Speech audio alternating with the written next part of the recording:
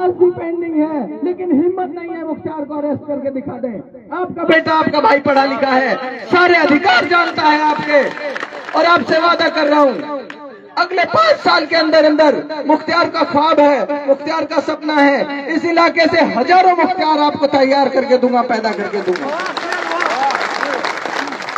आप भरोसा रखिए। अब से 5 साल पहले, 8 साल पहले 2015 में जब मैंने सीए क्वालिफाई किया था, तब भी मैंने यही कहा था। एक पत्रकार बंधु ने मुझसे पूछा था कि आपका सपना क्या है, आपका ख्वाब क्या है। मैंने ये कहा उस दिन भी उसको, मेरा ख्वाब ये है कि पूरी दुनिया में अच्छी शिक्षा व्यवस्थाओं की कहीं बात हो तो मेरे इलाके का भी नाम उसमें आना चाहिए कि उस इलाके में दुनिया की सबसे अच्छी शिक्षा व्यवस्थाएं हैं। उस दिन से आज तक उसी ख्वाब के तामीर में और उसी ख्वाब को जमीनी हकीकत में बदलने के लिए रात दिन काम कर रहा हूं।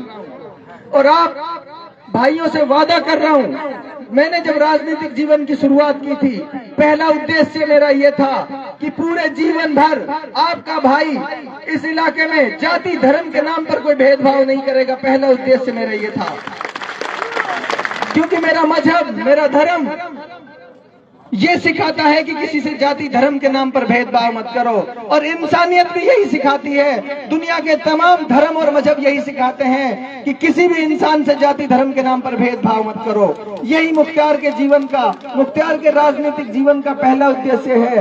पूरे जीवन भर मुख्तार किसी से जाति और धर्म के नाम पर वोट नहीं मांगेगा, आपसे वादा करके जा रहा है। 36 बिरादरी के लोगों के साथ इंसाफ करके मुख्तार दिखाएगा। मुख्तार का भाई भी अगर गलत होगा, मुख्तार उसको इंसाफ की तराजू में तोल कर दिखाएगा और इंसाफ करके दिखाएगा। दूसरा मेरा उद्देश्य राजनीतिक जीवन में, जब मैं आया मैंने पहले दिन भी कहा, दूसरा उद्देश्य मेरा ये होगा, हर गरीब और अमीर आदमी के बच्चों को अच्छी से अच्छी तालीम देना मुख्तार का काम है, मुख्तार की जिम्मेदारी होगा। किसी भी आदमी को अपने बच्चों को पढ़ाने के लिए सोचने की जरूरत नहीं होगी। ये वीडियो है, सारे ऑनलाइन है, आप सब ये सब मौजूद रहेंगे। बहुत दिन की बात नहीं है, मात्र 20 दिन बाद ये रिजल्ट भी आ जाएगा। 20 दिन बाद से मेरा काम शुरू हो जाएगा। किसी भी आदमी को अपने बच्चों को पढ़ाने के लिए सोचने की जरूरत नहीं पड़ेगी। आप मेरे पास ले आना बच्चों को और कहना ये तुम्हारी जिम्मेदारी है, तुम्हारा काम है, हमारा नहीं। बहुत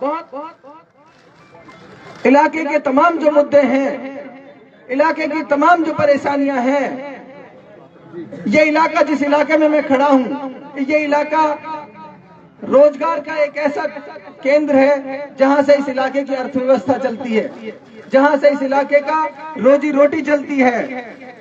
इस इलाके की रोजी रोटी जहां से चलती है, वहीं उस रोजी रोटी पर हर रोज डाका डाला जाता है। बारूद की पेटी पर 500 रुपए विधायक को जाते हैं, एक पेटी पर।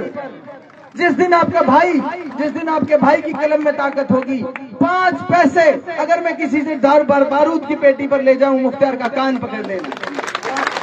बारूद की पेटी जितने की आती है उतने की बिकेगी।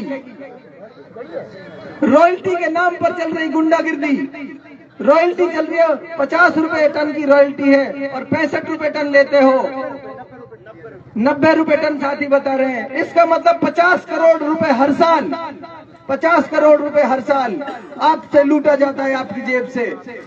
आपसे वादा कर रहा हूं, रॉयल्टी के नाम पर 1 पैसा आपसे गलत नहीं लिया जाएगा, 1 पैसा। व्यापारियों के संघ के साथ बैठकर इस इलाके की बेहतरी के लिए अच्छे से अच्छे रोड बनाने का काम आपका भाई करके दिखाएगा। बिजनेसमैन, जो आदमी बिजनेस करता है, 2 पैसे का धंधा करता है, उसके धंधे में जो आसानियां हो सकती हैं, जो आसानियां उसके लिए पैदा की जा सकती हैं, हर वो आसानी उसके लिए पैदा की जाएगी। इलाके के लोग जब पैसा कमाएंगे, इलाके के लोग के पास जब पैसा आएगा, तो ये इलाका अपने आप तरक्की करेगा, इस इलाके में अपने आप खुशहाली आएगी।